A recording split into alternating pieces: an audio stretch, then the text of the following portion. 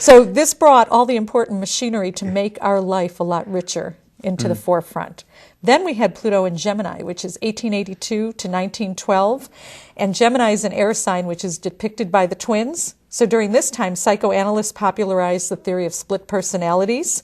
And this generation had a compulsion to smash the barriers of censorship because it rules the news as well. It brought us the airplane, the automobile, the telephone, the phonograph, as Gemini rules communications in speedier ways. So this was a great time for us. This is amazing. Then we went into, we're almost at the future, 1912 to 1938. We had Pluto in Cancer, and we saw Cancer is a water sign, so we saw the advances of the German submarine, and Pluto erupts from below. The communications media played on our fears and resentments of the collective consciousness, which is Cancer. Going to war was a family value. It was big, and everything was about blind patriotism in those days, which is very much about Cancer. Was that in the First World War? Yes. Okay. Yeah, and right before the next. So Pluto in Cancer also rules the family, so this revolutionized the family, which brought us homes. Everybody bought homes, and then there was kitchens that brought improvements in sinks and refrigerations and stoves and prepared food. It's a very interesting time. Women start wearing real fancy and frilly, lacy types of clothes, and unfortunately the women's movement wasn't popular at that time, so Margaret Sanger was being prosecuted for popularizing family planning. The world's population skyrocketed. Everybody was having babies. And then we saw ways in how to rear our child. And then we also enacted the child labor laws because Cancer rules the family and children. So at that time, we had all these children working in factories. By the way, it took like 50, 60 years to finally get child labor laws. I know, isn't that amazing? Yeah, it absolutely is. But Pluto in Cancer, so when Pluto goes into a sign, it's going to cause great upheavals. It's like a volcano. We're running out of time, but we've got a couple minutes. Is there anything you can say about the political election that's coming up? Oh, I knew you were going to ask that. And I had forgotten those charts. I feel so bad. But it's really interesting. Both Hillary and Barack have amazing charts. I don't think John McCain has an amazing chart for the election.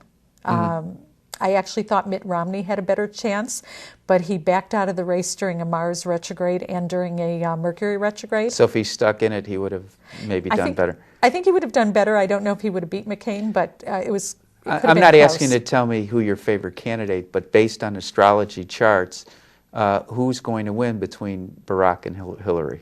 Yeah, it's a dead heat tie. It really is. And I have the election day chart, and they both have amazing charts for election day. And I'm going to give it to Hillary, but I could be wrong. I could easily be wrong. Don't bet the house on it. Yeah, I'm not betting anything on it. Well, we have a minute left. Anything you want to add in the last minute? I mean, you're just a wealth of information. I'm so glad you came. Well, I think, really quickly, the 2012 period to 2015, we're going to see some major changes. I think the American culture is going to be very unhappy with the level of surveillance that we have going on and chips in our identification and so on and so forth. And I think this is going to be the period that America is going to revolt. It's going to come together and it's collectively going to say no more. Well, hopefully we'll have a president in the White House that will stop that from happening. Hopefully we'll send love to whoever our president is in the White House because we sure have a big mess to clean up. Well, there's one thing I say is that we wrote our Constitution to protect the individuals. And it's supposed to protect ourselves, protect us from our government.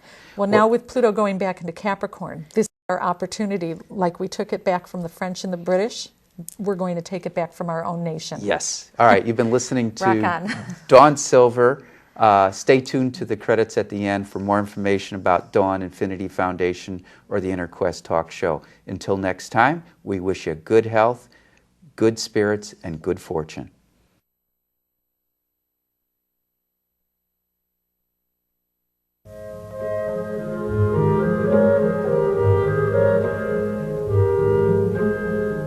For more information about this show, our guests, Infinity Foundation, or any of our other programs, please visit our website, infinityfoundation.org, or call us at 847-831-8828.